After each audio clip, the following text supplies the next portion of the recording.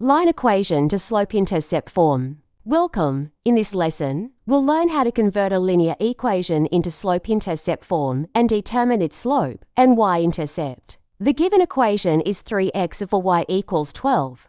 Our goal is to rewrite it in the form y equals mx plus b, where m represents the slope and b is the y-intercept. First, let's plot the graph of this equation.